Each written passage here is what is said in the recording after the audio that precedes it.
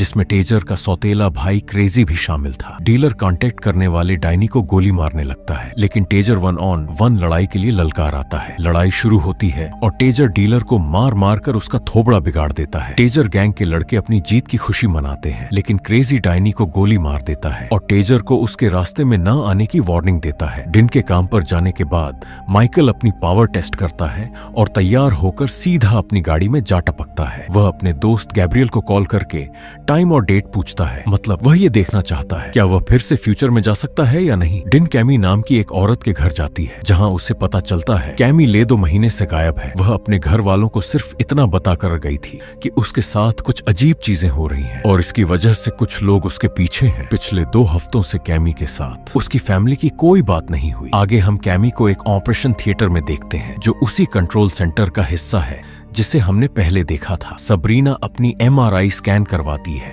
क्योंकि उसको अपने साथ हो रही अजीब चीजें परेशान कर रही थी। वो अपने काम में बार बार गलतियां करती है, जिसकी वजह से वो डर करे एक स्टोर रूम में चली जाती है। चीजें हवा में उड़ने लगती हैं। घबराकर वो हॉस्पिटल से भागकर बाहर जाती है, जहां आंद्रे उसे एक गाड़ी के नीचे आने से बचाता है। वह घर जाकर अपनी बहन को अपनी पावर के बारे में बताती है, जो उसकी बात सीरियस नहीं लेती और सबरीना का मूड बदलने के लिए उसे एक पार्टी में चलने को कहती है। टेजर अपने दोस्तों के साथ डायनी को देखने हॉस्पिटल जाता है, जिसकी हालत देखने के बाद टेजर क्रेजी से बदला लेने की बात करता है। वहीं माइक टेजर से बात करने के लिए बार बार उसके दोस्त को फोन करता है, लेकिन टेजर किसी से बात नहीं करना चाहता। आंद्रे अपने बेटे के साथ टाइम बिताता है और उसके दादा यानी अपने पिता के बारे में बात करते हुए उनकी मौत के बारे में बताता है कि उनकी मौत सिका सल से हुई थी और इस बीमारी का सबसे ज्यादा असर सिर्फ ब्लैक कम्युनिटी पे हुआ है। आंद्रे 2 शपी लड़कों को अपने बेटे से दूर रहने को कहता है, जो एजे के पड़ोसी हैं, क्योंकि आंद्रे अपने बेटे को